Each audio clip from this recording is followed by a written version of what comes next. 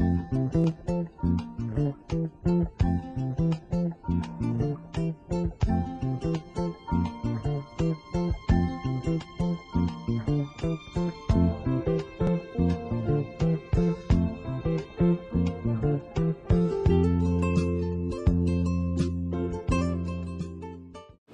are extremely honored today to have Tunde Kelani with us. There was some other occasion when we had him with us, and I kept saying, Mr. Tunde Kelani, at some point he stopped me and said, hey, don't TK. Okay, so let me do it again. We welcome TK here.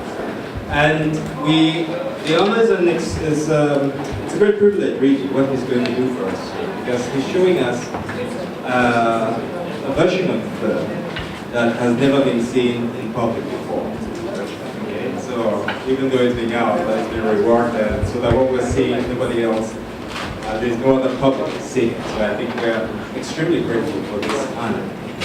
Ladies and gentlemen, of course I've been to SMC before, from African University, and when I was invited, I said, well, it's going to be one of the things, but when I saw GTB part of it, I said,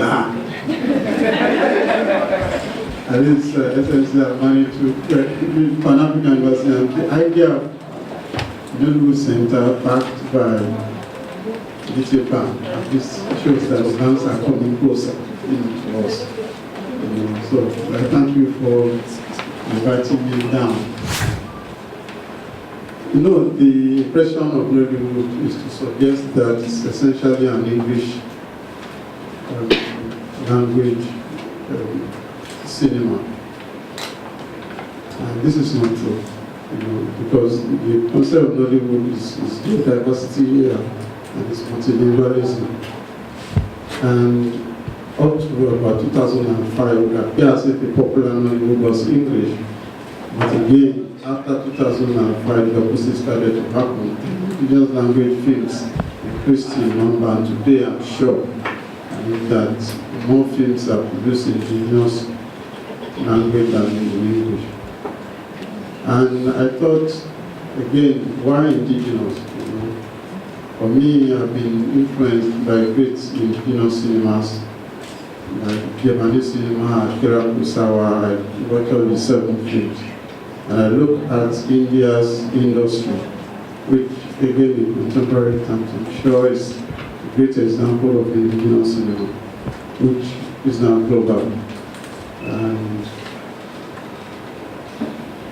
I look at the example of Satya Ray, the celebrated Indian filmmaker, who not only made this film, he didn't make this film in the popular language, Hindi, but chose Bengali, his own local language. And in the Yoruba language, in the Yoruba arts stage, I looked at the example of Oladipo, who produced Abakoso and took it to Europe. And finally, they awarded him the OBE, Order of the Musician Part. And I look at the musicians too. I look at Akida who sang, in not just Yoruba, but some Nigerian indigenous languages. And again, toured Europe and eventually they gave you OBE. So I look at the validity for so many reasons of indigenous cultures, and languages, and said yes, this also can be. There's a validity for indigenous cinema as something you can package and take to global arena. And that's why I think if you look at the success of film like Tosi, it was South African. We got into the Oscar, awarded Oscar in the foreign language category, and I believe the language of the film was probably in Swahili, not in English. My name is Akinyele Balogun. I'm the MD 24/7 Concepts, TFSK, and I have been personally studying TK for quite a long time. I was part of your production acted pastor there, and I've been monitoring it for quite a long time. So when I got this, the effort for this event, I put all other schedule aside that I will have to be here. And now talking about the indigenous film. I think your language is yourself. If there's anything happening to me here, I will say, yay, ha, think in my language first. And the only thing one can miss in this world is to miss your roots. If you don't know where you are coming from or who you are, you have missed it all totally. It's a pity I have to present this question, comment, or whatever in English language. I know there are some people here that will not understand Yoruba. I will have totally here speak Yoruba language. But please bear me out. We are making the mistake of starting introducing English language to our children at home today. The English they will not speak correctly.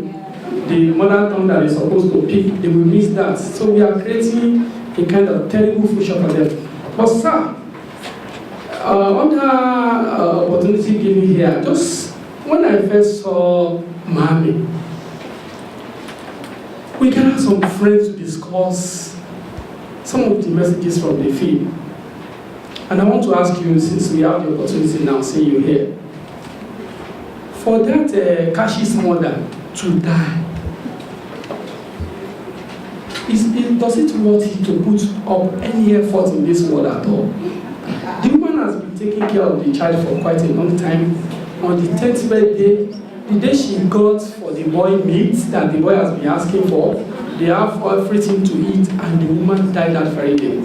I had a friend who also died during his youth service. The mother died a few weeks, and he came home arguing with the family on how the mother would be buried and whatever. And on his way back, he had an accident. The boy too died. So I'm now relating the two. So people will just work all their life at the time of reaping the results, and they will go away. What do we think of this one also? Thank you so much, and God bless. Thank you for your nice, your comments. I think that's life, isn't it? Somehow, these mothers never last, unfortunately. I've known people who broke down and said, oh, this is the time, I want the plans I have for you. Now I'm in a position now to pay back everything you did for me. But we are not God, so this thing happen. And the idea of this, getting everything, and then because of certain peculiar circumstances, some events happen, that none of these things go home with them. So realize they died in an accident, maybe through the carelessness of the driver. Maybe because of the horrible transport situation. Maybe, it's a lot of maybe. What's the story? I'm thinking to myself, there is actually a perception out there that African movies, particularly Nollywood, they tend to over-dramatize. So, and somehow, they need to understand that we are naturally dramatic people. So if you explore film in our local language, it will also help in terms of capturing that extent of interpretation, because it will go in sync with the language. And many times, when you do the translation, it doesn't always convey the same level of import in English. But I think I'm one of the generation of people who, I was raised not very conversant with my language. I understand a lot, but I understand better than I speak. So I wouldn't even want to attempt film in the language. But the thing is, I would really want us to do well even in English. But we carry the same cultural flavor that we have in our local language and everything, and put it in the English film that we make. But because many times I study the pace, and I feel almost all the characters at the same level of, their personalities are almost all the same. Maybe that's my perception, that the pace of the movie is always almost at par. There's even the pause is a message, the transition, everything just sort of have to add up for me. And I appreciate people like you who have been doing it for over the years. But the question I also want to ask, outside my own comments, so my own comment is, yes, stay in your area of strength. If you're fantastic with the local language, explore film there. If you have the limitation like I do, please try English and do it well. Capture the whole essence that you need to when you're translating it as well. Back to the question of the income from film. I know the new generation of filmmakers like the EJ, Chinese, that produce EJ, and they had some successes in the cinema. I would want to really ask your experience in cinema. Was it rewarding? And what were the challenges you had in going over that route? Luckily, film has another language, which is visual. Sometimes you don't even have to say any language at all, but you can through visual, strong visual, pace the story. Okay. Cinema in Nigeria at the moment is like an adventure. First, there are none, or there are too few of them. Suddenly you can't count Nigeria, when you look at the statistics of the countries who have 13,000 cinemas, or who have a ratio of one cinema to 8,000 people, and Nigeria's cinema population has been put at 1 to 3 billion people. So I don't think we have the kind of cinemas that we would want. It's very well to consider population about 160 million. The cinemas that are around are elitist for now, because if you look around at Lagos State, for instance, where the population is roughly about 18 million, and then you realize that you don't have cinema in Oshodi, Ejibo, Ikotun, Alimosho, Ikorodu, and others. You realize, of course, that you could make some money from the cinema, but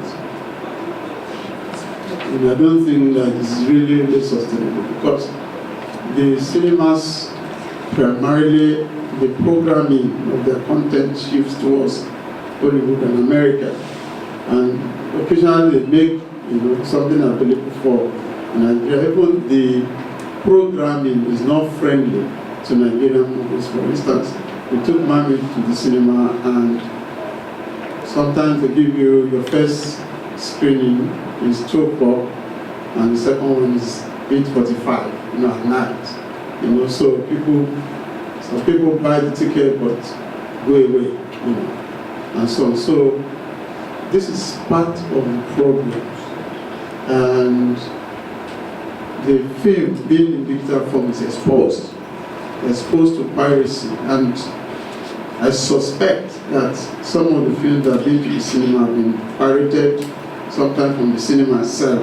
Maybe they don't know, but as we go along, we realize the challenge is, we need to find solutions to the industry, and hopefully with the federal government and the state government like Lagos are trying to do something. They have initiatives, to increase or to encourage investors to come and build the community cinemas. Of course, Lagos State will, according to the plan, the project Nollywood upgrade, they're planning at the next stage to, as a pilot scheme, provide 5 to 10 cinemas and provide the environment, for investors to take over and proliferate, because we need the cinemas fast.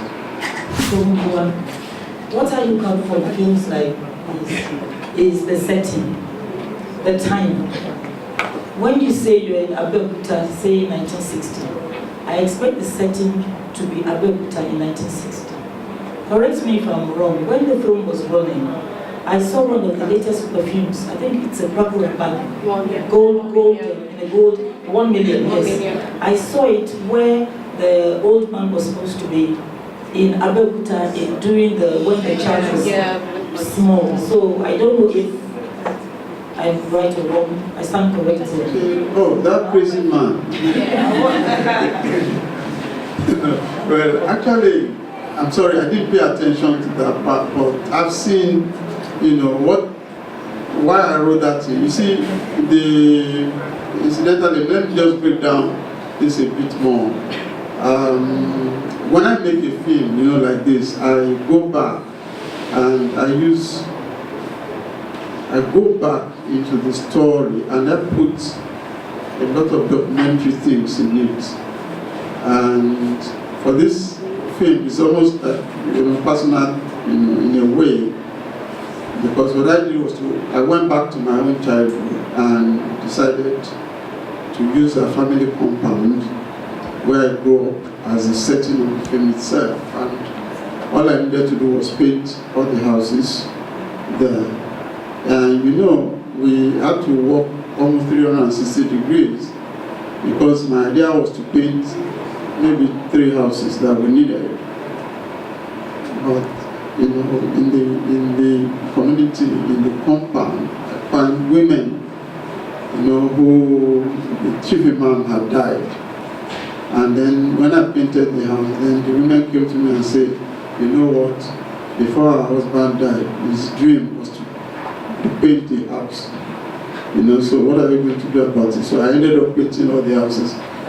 And the house where the young Kashi grew up was my grandfather's house. And probably it was filmed in the same order, the same common room that I also, slept in. And not only that, the primary school was the primary school I attended 50-something years ago. It was falling in, it was giving in. So all along, it's perhaps again a documentary of those things. And it is fortunate because Abeokuta now has been torn completely apart by the new government, and this is the only way you could catch some of what it looked like. But that particular scene, I'm sure I didn't pay attention to the perfect. But what was of interest to me was that in my site to find funding for making film, I've visited so many people. And,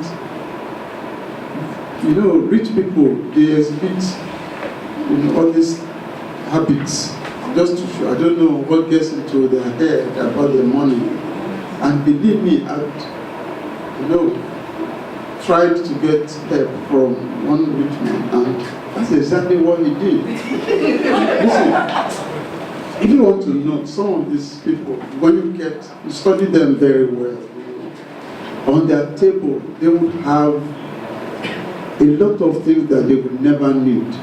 You understand? They would have something like a cup, and in that cup, there are about 50 biros, 50 pencils, 50. But what struck me was that day, it's true, that man had about 3 or 4 bottles of different perfumes. And as we were talking, that's exactly what he was doing. So these are things you file away and you say, yes, I'm going to use this. When I have the opportunity, I'm going to do it. So it wasn't a problem, but we probably didn't pay attention to the perfumes. I don't know, we just got about 4 of them and, we did the same. So sometimes you can't win all the time. I'd like to commend TK for the film. TK is, how do I put it now? Is an icon of the film industry. I hope the upcoming one, the new generation, will follow his tenacity. But I want to draw us back to the topic of the day, indigenous cinema as a global brand. And the references that TK made to Bollywood, a film from South Africa, the Japanese example, I want to state that indigenous cinema, I don't think we should narrow it down to the issue of language. In the sense that even in the Oscars, they don't talk about indigenous cinema. They talk about indigenous language film, right? When we're talking about indigenous cinema, Bollywood is a typical example. That is the Indian cinema, right? And for us to look at the global nature of Indian cinema, you take an example for me. I studied film because I grew up watching Indian cinema. Yes. There's the influence of Indian cinema and some Chinese cinema and American cinema that made me to study film.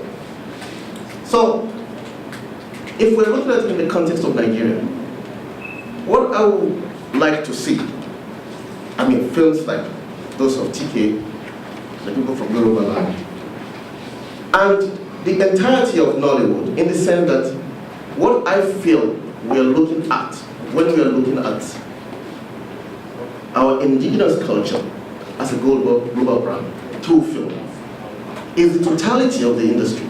Even if the film is in English, it's the cultural content, right? The presentation, how indigenous it is to the environment in which it is produced.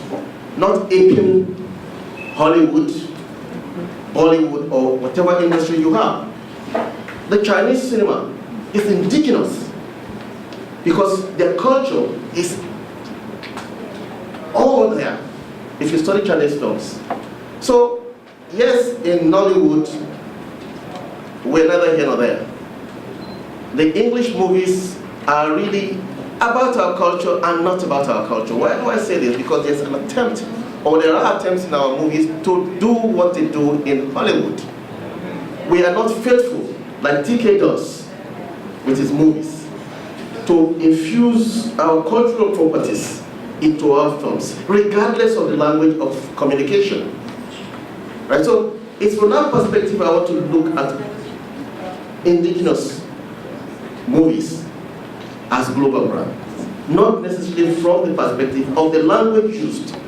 Because even if our films, English films go to Oscars, they cannot make any success, like he said. One, you have to subtitle them.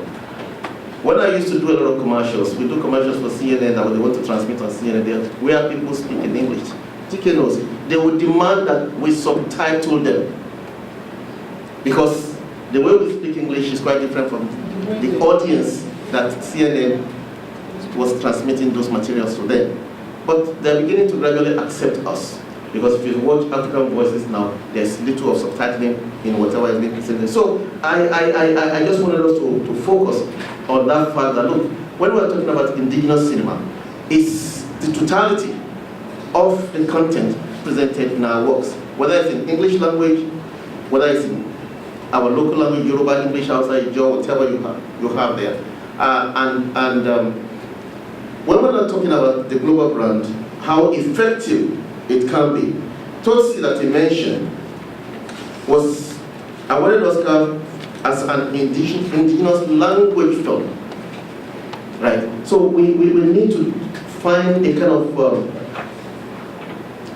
parallel kind of, or I call a clarification as regards what we are referring to as indigenous films. Thank you.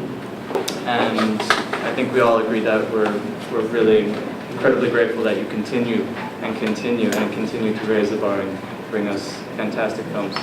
I was hoping that you could just speak a little bit to some of the new scenes that you've shown us today that I haven't seen before. Maybe why you chose to add scenes after Maami had finished production and what the significance of those scenes are for you. My name is Adebimpe Adebambo. I met you earlier and said I was a fan of yours. I have 3 questions to ask. Okay, I wanted to find out from you that apart from adapting the movie from a book, what else, inspired you, for this movie? Because it's really centered on the woman, like all what she had to go through for this son, even when she was using not so good maids, and of course the boy was normally ashamed, but she did it all for the boy. Then the second thing was, the second question is, how did you manage to raise funds for the project and get all those actors, whether it was cameo appearances like Baba Fatai Rolindola, Inka Davies, even, the lead actor, Wale Ojo, maybe was just fresh from the Ambo. I don't know what he charges for his movies. He had Tamilore. So was it also something of goodwill in addition, since of course, they know you and they believe that whatever you'll be doing would be great. Then I also noticed that you used 2 of Uncle Jimmy Sholanke's songs, Bareni Joye and Ojoje. So was it sort of tied to what was happening then in the movie, or you wanted to bring back some like nostalgic feeling since it's supposed to be set in a certain time? Well, to answer your question, I think it's about negotiation. In everything you do about filmmaking is about negotiation. You talk to you, incidentally you see, you have to pay attention to the documentary aspect that is in the movie. That's what I used to do. And the first thing you should notice is the barrister, for instance, documenting barrister.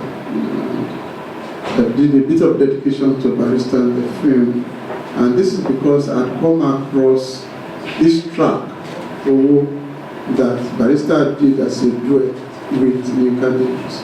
And what struck me was this is a Fuji musician who is collaborating with a jazz singer, a contemporary, and they're coming together, on this thing. That's what I kept that track for about 3 years, and then found the opportunity in Maami to put it in.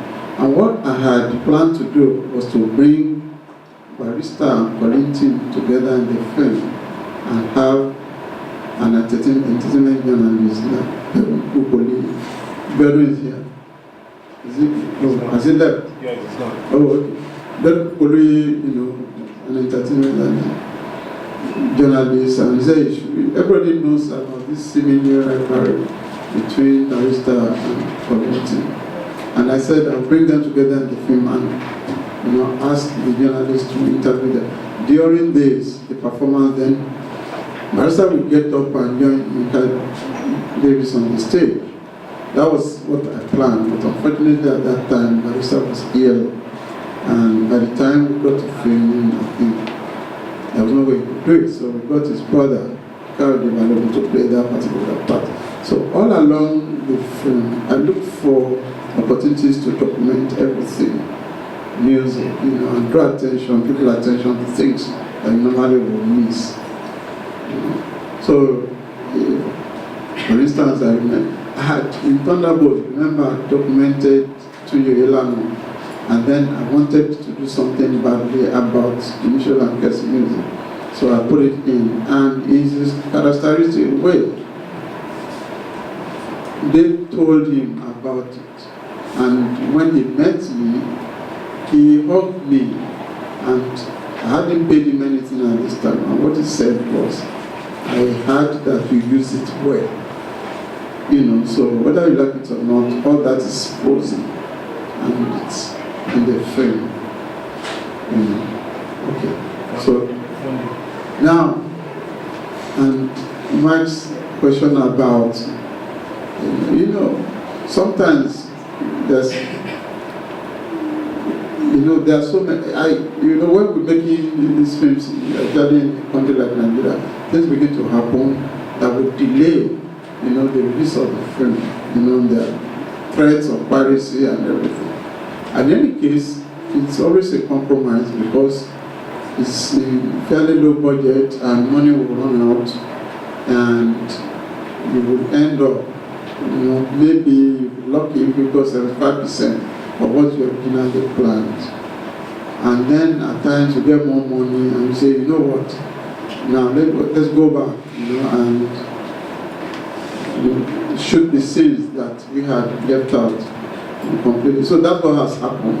Because of certain problems, delays, and so on, there's opportunity for me to continue to fine-tune the work, and so I had to spend more money to go back and shot the opening sequence because of this scene that I had experienced when I was young, and it was important for me, to put them down for posterity. For instance,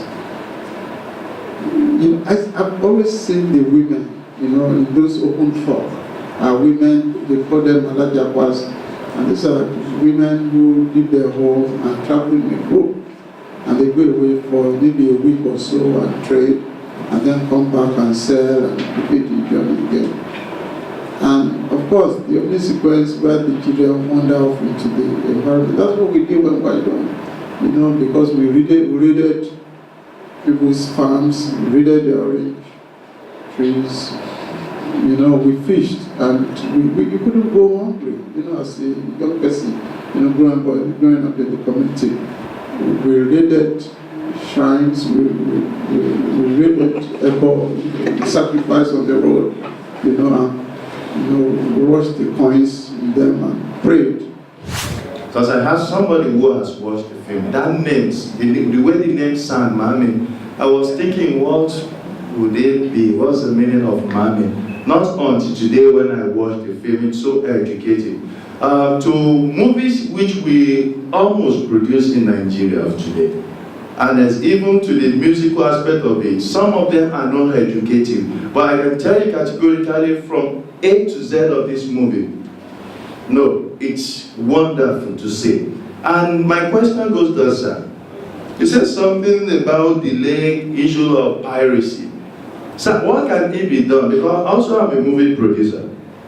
I have withheld my production because of piracy. Even to marketers in New Malta, I couldn't fine-tune solution to their problem. I said it's better for me to withhold my money rather by giving them for the lovers to take over the money. So, sir, concerning, and you being a professional, more professional in the making than I do, sir, what can it be done because of piracy? Because I can tell you categorically, I've seen one. This movie, Maami, is pirated.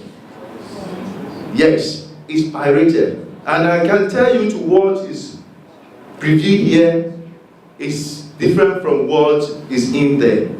As your level and your rapport with government, sir, how can it be done?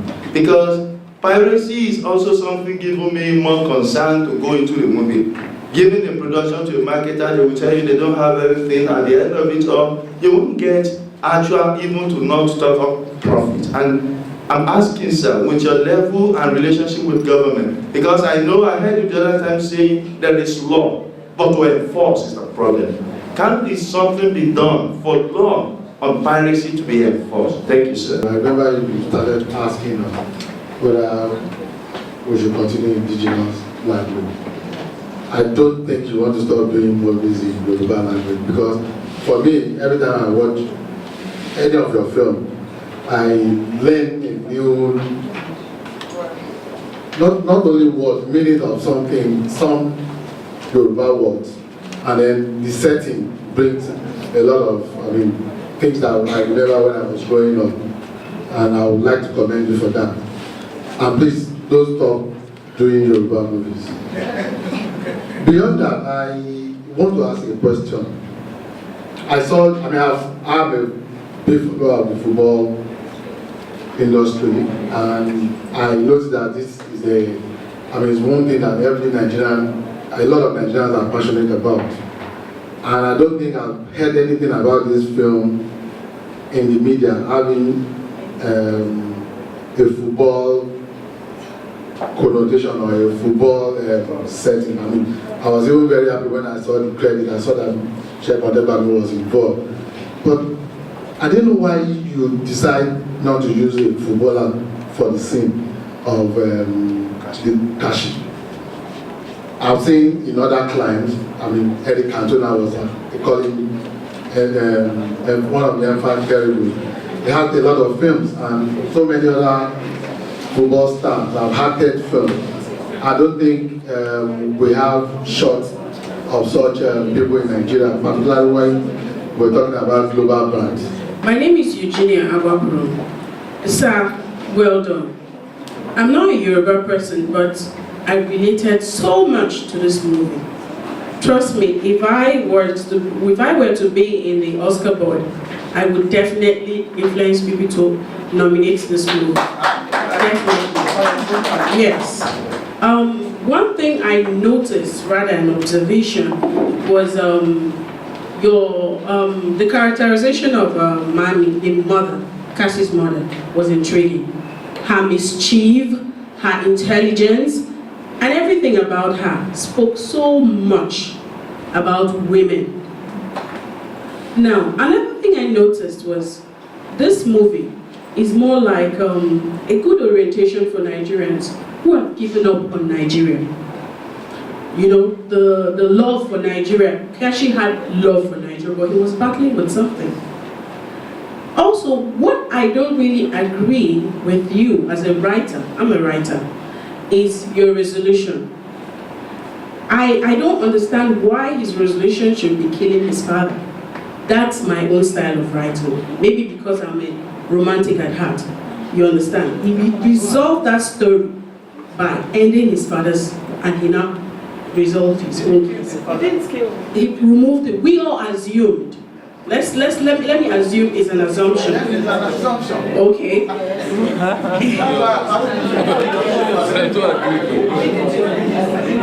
That's the audience. That's the audience. That's how we all will feel.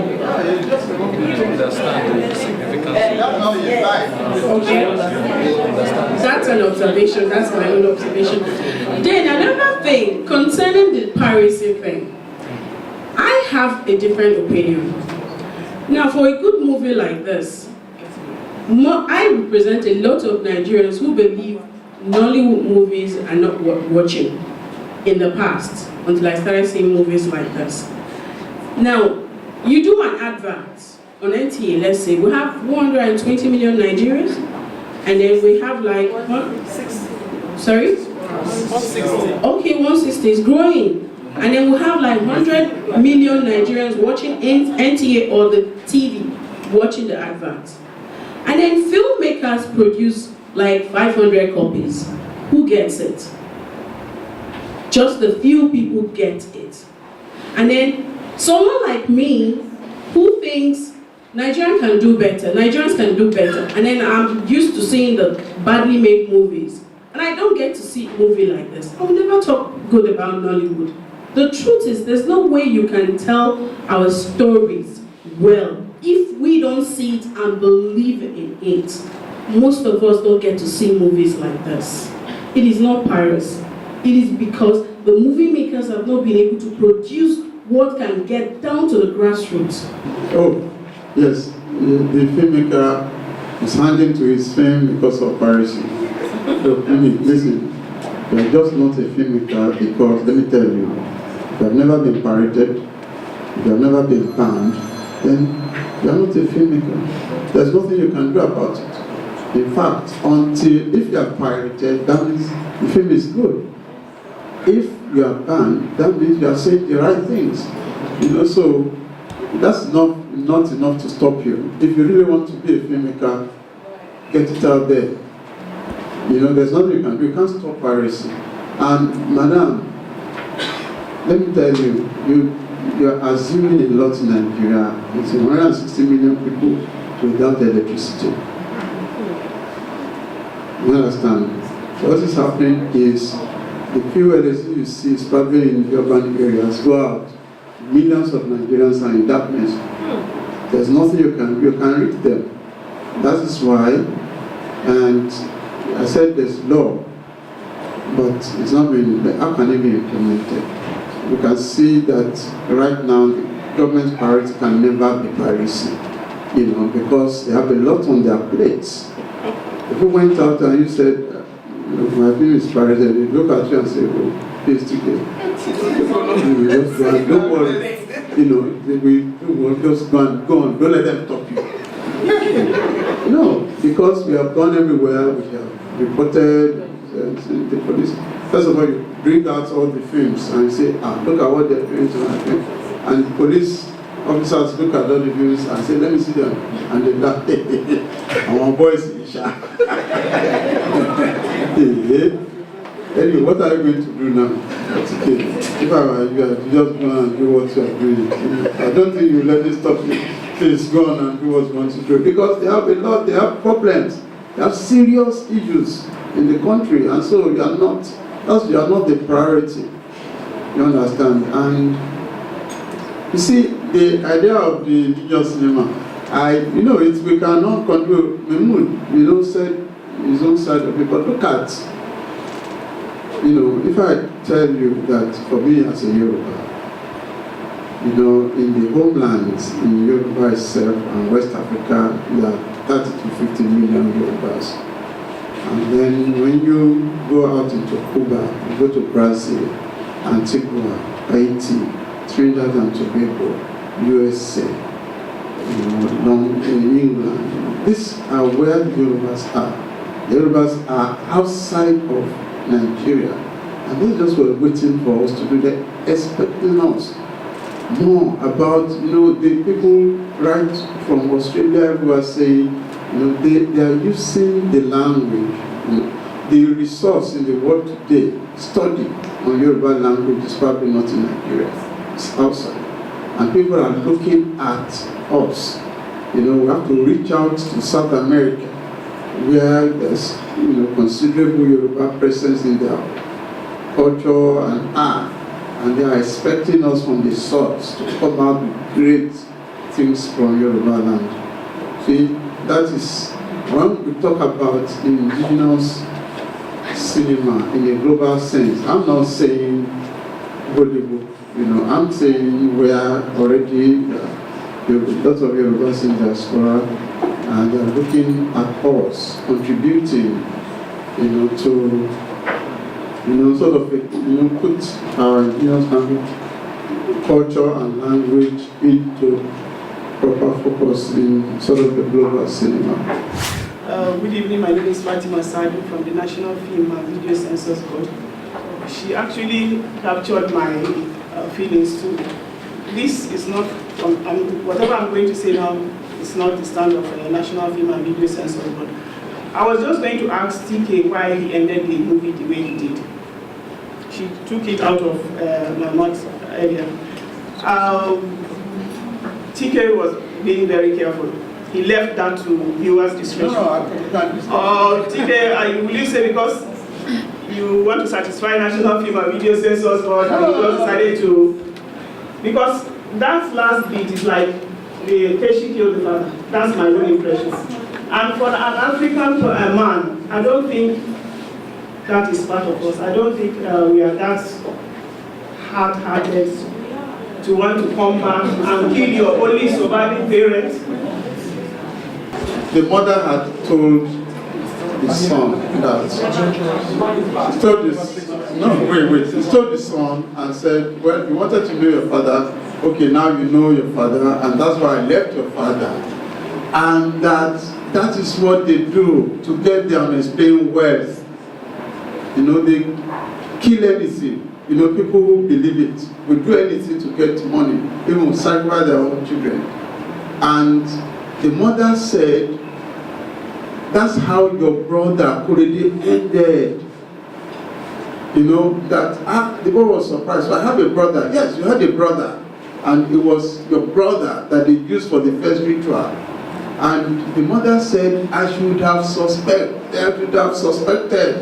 because he had this chain on his neck, that he wears all the time. And that probably is a source of power. So what the boy did is saying, you will never do this to anybody again. Not that you will die. He says, he takes the chain off and says, you will never, in effect, hurt another person. See, so, in any case, the man was already vegetable, he was going to die anyway. So it was just, coincidental if he died. But we didn't show that he died. What we showed is, he took the thing off him, and left him. In any case, he probably couldn't have survived the shock, because people say, you don't know me. Well, now you know. This is me. You didn't, I would have, if my mother had not run away, I would have ended up like my brother Korebe. So he didn't stab him, he didn't do anything, but just took this thing off him and said, now you won't hurt anyone again. So the rest, it's left to the audience. As far as this nation is actually concerned, and as far as the movie industry in Nigeria is concerned, I think that you actually bridge the gap between the celluloid age and the video age, as it were. I would like you to talk about your forte as somebody who adapts literature, and what were the challenges during the celluloid age, and particularly in relation to Maami, because I know it's an adaptation of Femi Oshofiso's work. How faithful have you been? Have you been in trying to translate Femi Oshofiso's work into this visual production? My name is Chukwemeka Joseph. This is actually the first time I've seen Maami, though I've heard of it before now, and I must say it's a very nice film. I appreciate a lot of things in the film. First of all is the art. I'm an artist, first of all, before a filmmaker. I understand a lot of things in the film that other people may not see. Sir, I will really give kudos to you. I will say more grace to your elbow, because I saw a lot of detail in that work. When someone noticed the perfume, I was like, well, that can pass, because a lot of work went into the detailing. I mean, it was so detailed, some minute things that people may not notice. Yeah. So now we're talking about indigenous films, and we know that African culture is very deep. I mean, very deep. And for us to really, as filmmakers, to capture African culture, as it were, we really have to pay attention to these details, and it makes the process of production more expensive. It now makes a lot of work go into filmmaking. I'm a filmmaker, I've made a couple of short films, and I know trying to make African films, as it is even more tedious than making your average Nollywood film, because there are lots of things you need to pay attention to. So I'm asking, sir, how or what, I'm now talking from the perspective of an upcoming filmmaker, what can you say to kind of encourage us not to give up? Because the truth is, I went to shoot a particular film, and when it became so tedious, I was like, okay, you know what's going to happen? I'll switch to something else and just do it. Let the script continue to rest, because I don't have the power for it now, because of the amount of detail. Because if I had gone ahead to shoot that, I wouldn't get the thing I was looking for. That is one. Then secondly, sir, talking about indigenous filmmaking, I don't really think it's when it's just one language. Like I will always say, one of the best films I've ever seen in cinema was François. One of the best films I ever